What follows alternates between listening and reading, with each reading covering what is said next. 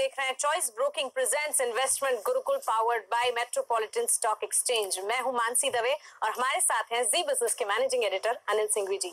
Anil ji, investment Gurukul में investment की बारीकियां हम इतने अच्छे से समझ रहे हैं कि एक के बाद एक टॉपिक कॉन्सेप्ट्स भी आ रहे हैं और ये अंदाजा भी है कि ये कॉन्सेप्ट्स जो हमें डिफिकल्ट लग रहे हैं आसानी से हम आपसे समझ पाएंगे। बोनस डिविडेंड हम समझ चुके हैं, लेकिन अब एक नया कॉन्सेप्ट है, वो है राइट इश्यू। थोड़ा सा आइडिया बोनस डिविडेंड का था, पर इसका मुझे कुछ भी आइडिया नहीं है। कोई बात नहीं, बिल्कुल आप इस क्लास के बाद आपको पूरा आइडिया हो जाएगा राइट्स इशू होते क्या है जी। जैसा कि राइट का मतलब क्या है? हक, अधिकार। अधिकार जी, है ना जी। तो राइट्स इशू का मतलब क्या है?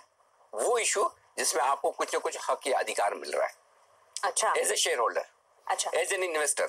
अगर आप किसी एक कंपनी के इन्वेस्टर हैं, किसी एक कंपनी के शेयर होल्डर हैं, तो आपको एक हक मिल रहा है। मतलब ये इन्वेस्टर्स के लिए है? इन्वेस्टर्स के लिए, शेयर होल्डर्स के लिए आपको किसी न किसी कंपनी का शेयर होल्डर या इन्वेस्टर होना जरूरी है। अच्छा। जो राइट्स इशू लाना चाहती है। और जो कंपनी राइट्स इशू ला रही है, अगर आप उसके शेयर होल्डर हैं या इन्वेस्टर हैं, तो आपको एक हक मिलता है। इसी को कहते हैं राइट्स इशू। पहली चीज ये समझ लीजिए, आपके पास शेयर्स होने चाहिए। पहली चीज ये समझ लीजिए कि आपको एक तो ये समझ लीजिए इशू है। इशू का मतलब क्या है? शेयर तो इशू होंगे। बिल्कुल।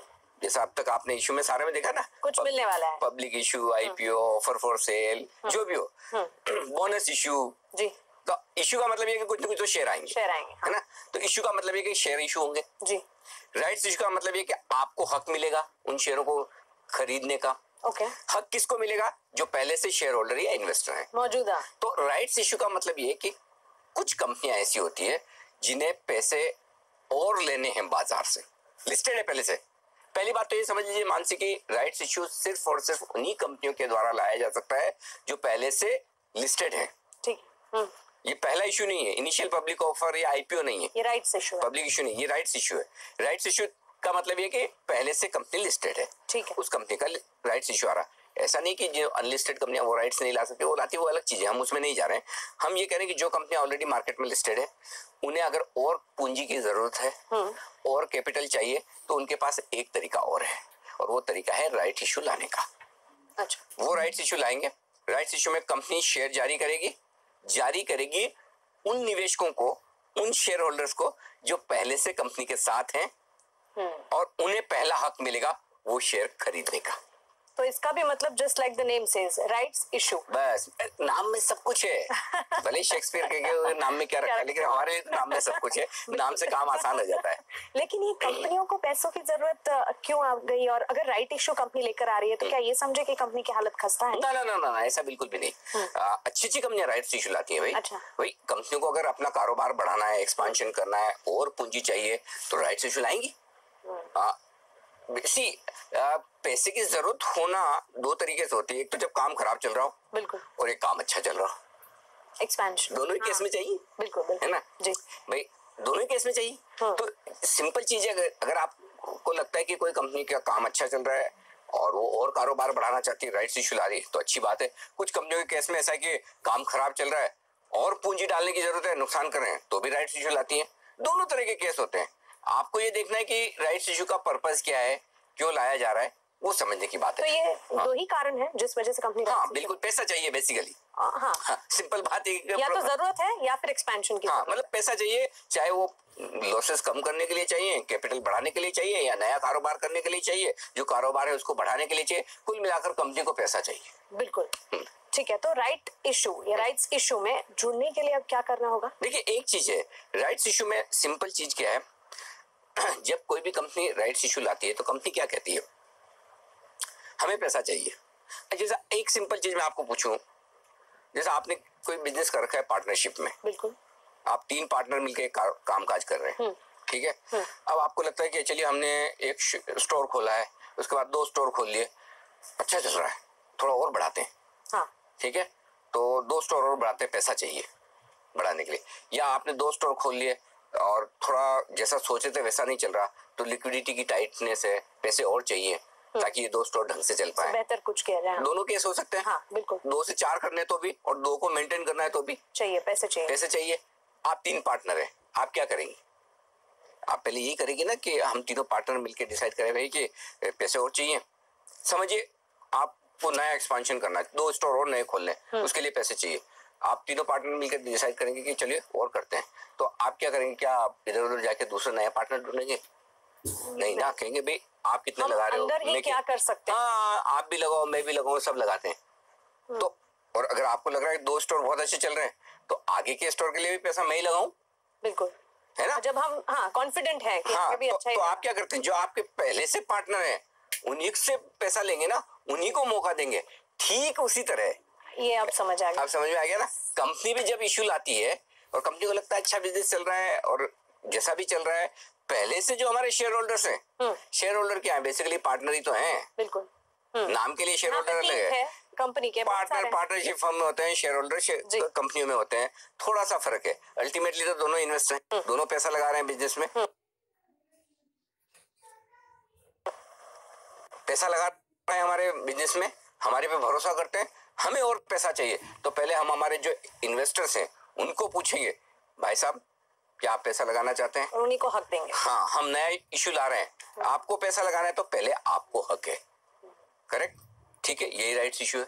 तो लेकिन अब कंपनी तो कह रही है आपको हक है, और किसी कंपनी की आप शेयर होल्डर भी हैं जी, लेकिन आप क्यों लगाएंगे उस कंपनी में पैसा? हाँ, सिर्फ शेयर होल्डर होने की वजह से तो नहीं लगाएंगी। मेरा क्या इंटरेस्ट है? मेरा क्या इंटरेस्ट है? ये तो समझ में आ गया बिल्कुल, आपका क्या इंटरेस्ट है। आपका इंटरेस्ट इस बात में होगा कि क्या अगर मैं ऑलरेडी कंपनी की शेयर होल्डर हूँ, मैं ऑलरेडी किसी बिजनेस की पार्टनर हूँ, तो मुझे दूसरों के मुकाबले में कुछ फायदा है क्या? हाँ, एडिशनल एडवांटेज। शेयर होल्डर होने का कुछ तो फायदा होना चाहिए ना। आप कह रहे हो खाली मैं पहले दूंगा, अरे खाली पहले देने से क्या होता है? थोड़ा सस्ता भी दीजिए, तब हम खरीदेंगे। हाँ, तो ये है। तो आमतौर पर राइट्स इशू जो ऑफर किया जाता है शेयर होल्डर्स को, वो मार्केट भाव से सस्ते में होता है।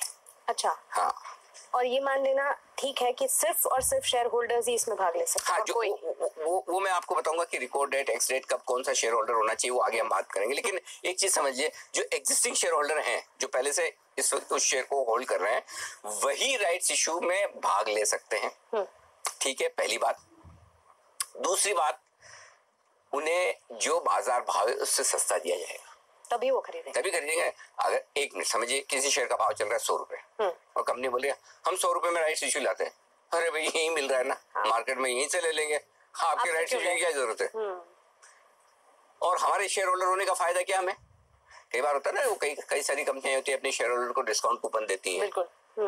ये एक तरह का डिस्काउंट कूपन है शेयर खरीदने का, ताकि वही शेयर होल्डर्स, अब आपको एकदम समझ में आ जाएगा डिस्काउंट कूपन से। अब हाँ, डिस्काउंट और सेल से बहुत ज्यादा अच्छे से समझ आ रहा है, तुरंत समझ आ जाता है। तो कंपनी जब सेल कर रही है आपको डिस्काउंट पे कर रही है, तो जब राइट्स इशू आता है तो आपको आमतौर पर जो शेयर दिए जाते हैं वो बाजार भाव से नीचे पे दिए जाते हैं। फर्ज करें 100 रुपए भाव चल रहा है किसी शेयर का, राइट्स इशू आएगा तो वो पक्के तौर पर 50 रुपए, 60 रुपए, 70 रुपए, 80 रुपए किसी भी भाव में हो सकता है। अच्छा, 50 रुपए भी? 50% डिस्काउंट कंपनी दे सकती है आराम से अपने शेयर होल्डर्स को खुश करने के लिए, किसी भी भाव पे दे सकती है, कोई बड़ी बात नहीं है, और शेयर होल्डर्स खुश भी होते हैं। तो ये राइट्स इशू जो आएगा वो मार्केट प्राइस से डिस्काउंट पर आएगा, और इसीलिए शेयर होल्डर्स इसे बड़ा पसंद करते हैं। तो राइट्स इशू में ये तो साफ है कि भाव जो होगा वो बाजार भाव से कम पर होगा, डिस्काउंट पर होगा, ठीक है। लेकिन राइट्स इशू में एक और चीज है मानसी, जो बड़ी ध्यान में रखने वाली बात है, ठीक है, वो ये कि कितने शेयर मिलेंगे। राइट्स इशू में रेशियो आता है। अच्छा, और ये रेशियो बड़ा किसी भी तरह का हो सकता है कि हर 100 शेयर पे 17 शेयर का राइट्स इशू, या हर 50 शेयर पे 18 शेयर, ये इस तरह के राइट्स इशू के रेशियो आते हैं। तो ऐसा नहीं कि वो बोनस और स्प्लिट में, इस केस में बड़ा आसानी से आपको पता चल जाता है कि एक पे एक बोनस, और ये तो राइट्स इशू में रेशियो अलग अलग होते हैं। तो कंपनी क्या करती है, जब कंपनी राइट्स इशू का ऐलान करती है तो 2 चीजें बताती है। पहली चीज बताती है कि किस भाव पे राइट इशू आ रहा है, ठीक है, ठीक है। तो आपको क्या करना है, मार्केट प्राइस से वो भाव देख लेना है, सस्ता आ रहा है ना, तभी हम जाएंगे, कितना सस्ता आ रहा है वो देख लीजिए, काम हो गया। बिल्कुल। तो पहली चीज आपने भाव देख ली। अब दूसरी चीज क्या देखनी है कि राइट्स कितने मिल रहे हैं। समझो आपके पास 100 शेयर है, ठीक है, 100 शेयरों पर कंपनी कितने शेयरों का राइट्स दे रही है? 10 दे रही है, 20 दे रही है, 30 दे रही है, 50 दे रही है, या 100 पे 100 दे रही है। अच्छा, हाँ, ज्यादा भी दे सकती है। हाँ, अच्छा, 100 से ज्यादा भी दे सकती है। अच्छा, हाँ, राइट्स इशू ज्यादा भी हो सकते हैं, ऐसा नहीं कि ज्यादा नहीं हो सकते हैं। रेशियो कुछ भी हो सकता है, वो कंपनी डिसाइड करती है, ठीक है, बोर्ड डिसाइड करता है। ठीक है, ठीक है। तो दोनों चीज आपको देखनी है कि राइट्स कितने मिल रहे हैं और किस भाव पर मिल रहे हैं, उसके बेसिस पर आपको डिसाइड करना है कि मुझे राइट्स इश्यू में पैसा लगाना है या नहीं। बिल्कुल।